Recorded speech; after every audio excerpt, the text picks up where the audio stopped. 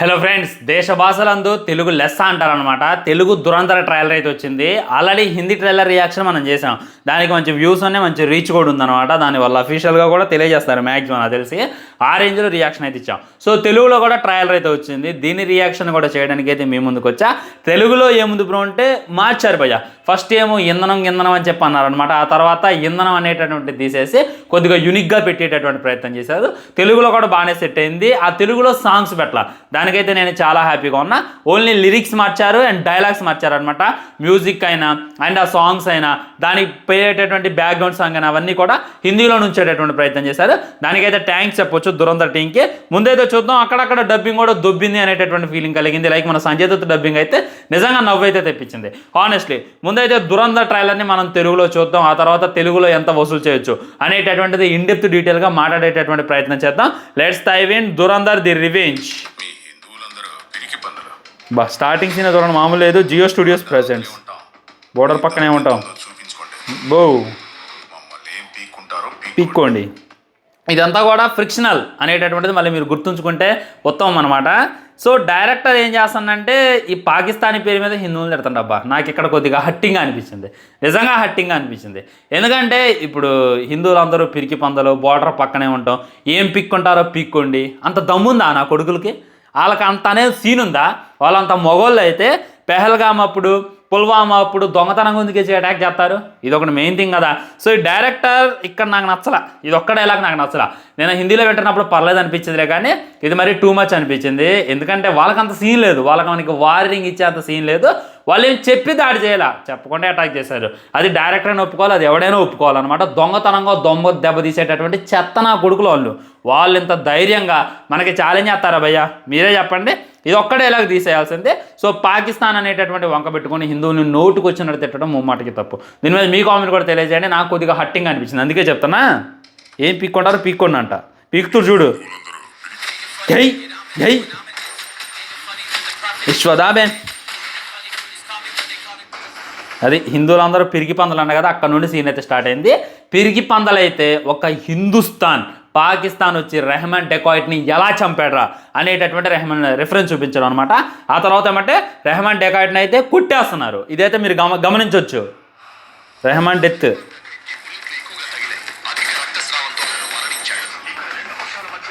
అది రెహమాన్ డెకాయిట్కి బుల్లెట్లు ఎక్కువగా తగిలాయి. మామూలు బుల్లెట్లు తగిలినాయి, మామూలు దెబ్బలు తగిలినాయి. అయినా కానీ కొనూపిరితో కొట్టుమిట్టు ఆడుతూ ఉంటాడు అనమాట.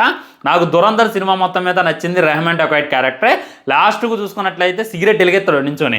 అక్కడ కొద్దిసేపు అయితే అందరికీ పిషా పడిద్దబ్బా హానెస్ట్లీ. వామ్మ వీడు బతికొచ్చిండేంది, హీరోకి ఎక్కేత్తలే అనేటటువంటి ఫీలింగ్ అనిపిస్తుంది. సో తను చనిపోయిన తర్వాత ఇరు వర్గాలు తను చంపారు అనుకుంటున్న వాళ్ళు మన రెహమాన్ డెకాయిట్ మనుషులు చూసుకున్నట్టయితే కొట్టుకుంటున్నారు అనమాట. వాళ్ళు వీళ్ళని చంపేశారు. ఆ తర్వాత రెహమాన్ డెకాయిట్ ఆపోజిట్ మనుషులు వచ్చేసి తన ఫ్లెక్సీని అయితే తగలబెట్టారు. ఆ తర్వాత లారీకి బాష్ ఎవడెదురు, లీడర్ ఎదురు అనేటటువంటిది కాన్సెప్ట్. బాబా గ్రానైట్లు, బాంబులే. రెహమాన్ డెకాయిట్ మరణించాక లారీ మీద పెత్తనం, ఇదే మెయిన్ థీమ్. ఇదే మన హీరో రావడానికి మెయిన్ కారణం అనేటటువంటిది మనమైతే గుర్తుంచుకోవాలి. ఊహా హిందీ పాట పెట్టారు ఎక్కడైతే నాకు బాగా నచ్చింది. తెలుగు పాట పెట్టినట్టయితే ఇజ్జత్ పోయేదబ్బా. మళ్ళీ అక్కడ ఖుష్బు ఆ సాంగ్ కూడా పెడతారనమాట. కానీ ఈసారి చూసుకున్నట్టయితే మన హీరో ఇంట్రెస్ట్.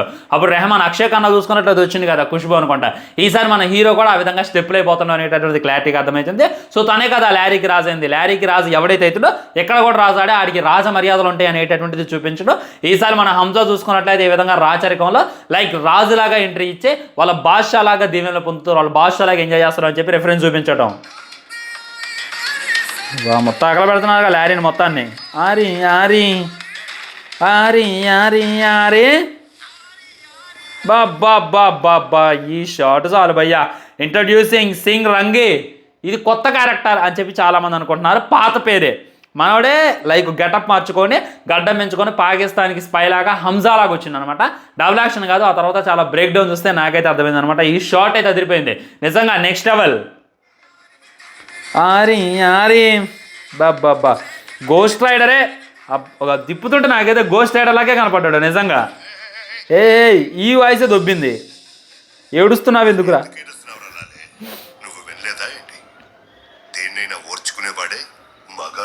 అది ఎందుకు ఏడుస్తున్నారో అలా ఎరా పిరికి పందా ఎందుకు ఏడుస్తున్నారో దేన్నైనా ఓర్చుకునేవాడే మగాడు అని.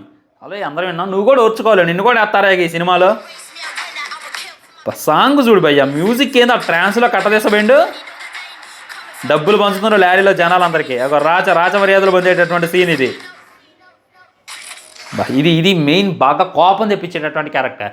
రెహమాన్ డెకాయిట్ చూసినా ఎవరికి కోపం రాదు, మిగిలినటువంటి టెర్రరిస్టులు చూసినా ఎవరికి కోపం రాదు, కానీ ఈ క్యారెక్టర్ చూసిన అందరికీ కూడా బ్లడ్ సల్ల మండిద్ది అనమాట. ఇది మెయిన్. ఇదైతే వీడిని నెయ్యటం మామూలుగా ఉంటుంది సినిమాలో, వీడిని నెయ్యాలి.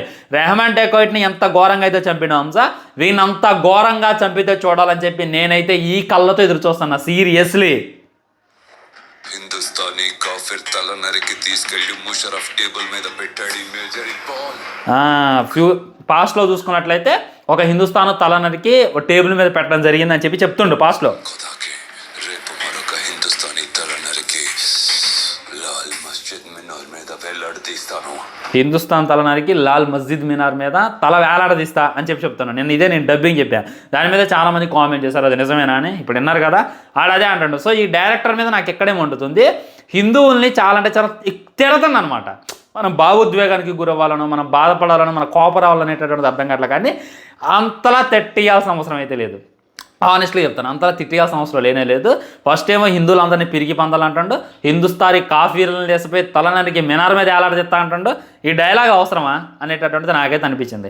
నాకైతే కొద్దిగా రిగ్రెట్గా ఉంది. నేను ముస్లిమే కాదంట్లా, కానీ నా తోటి హిందువుల్ని, నా సోదరులను తిడతా అంటే తట్టుకోలేకపోతున్నాం.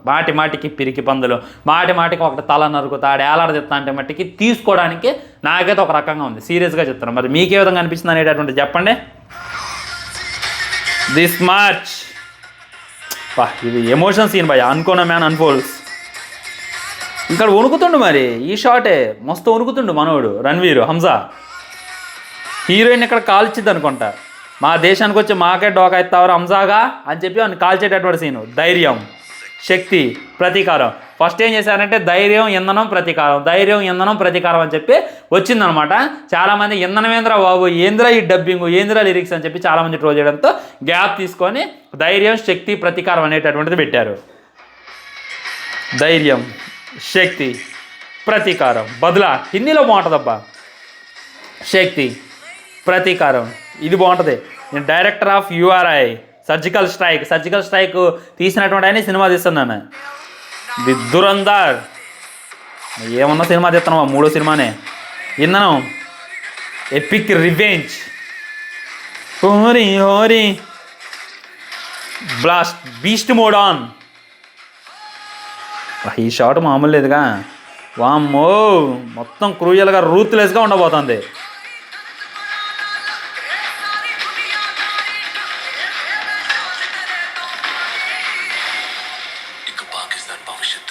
ఒక హిందుస్థాన్ డిసైడ్ చేస్తాడు, ఇంకా పాకిస్తాన్ భవిష్యత్తు మన ఇండియా డిసైడ్ చేస్తుంది.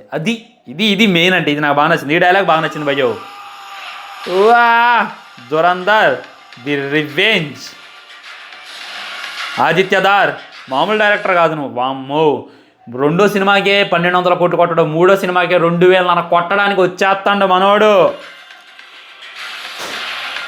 Lokesh Dhar producer, Aditya Dhar film 2026 March 19 in cinemas world wide. చెప్పిన డేట్కి రిలీజ్ చేస్తున్నారు. అంటే ఏం పారిపోవాలా, అవన్నీ వైట్గా ఉన్నాయి. బాతులు బయటే ఉంటారా ఉంగా అని చెప్పి చెప్పడం అనమాట. సో ఎలా అనిపించింది ఫ్రెండ్స్ ట్రైలర్ అనేటటువంటిది డెఫినెట్లీ కింద కామెంట్ చేయండి. నాకైతే పిచ్చిగా నచ్చింది. మధ్యలో హిందుస్థానీ తక్కువ చేయడం, హిందువులు తిట్టడం, లేకపోతే ఇంకా చాలా హ్యాపీగా ఉండేవాడిని, ఇంకా మంచి వైబ్తో అయితే ఉండేవాడిని అనమాట. ఇది మటుకి సీరియస్. దీని మీద మీ కామెంట్ కూడా తెలియజేయండి. ఏంది బ్రో నీకు నచ్చలేదా ట్రైలర్? నాకు 100% నచ్చింది, దాంట్లో డౌట్ లేదు. ఇప్పుడు చాలామంది వచ్చి ఈ విధంగా మాట్లాడొద్దంటే నేనైతే తీసుకోలేను భయ్య. ఇప్పుడు నా తోటి సోదరులు, నా తోటి సోదరి వాళ్ళందరూ కూడా హిందువులే అనమాట. నేను జీవించేది హిందువుల మధ్య, నేను జీవించేది హిందుస్థాన్ని. నా కొడుకులు మనల్ని అది తిట్టారా లేదా అనేటటువంటిది సెకండరీ. కానీ అంత ధైర్యంగా ఏం పీక్కోండి వాళ్ళ తలకాయ అలాడేస్తాం, ఇదైతే నాకు తప్పు అనిపించింది. దీని మీద మీ కామెంట్ కూడా తెలియజేయండి. ఉంటా, నమస్కారం.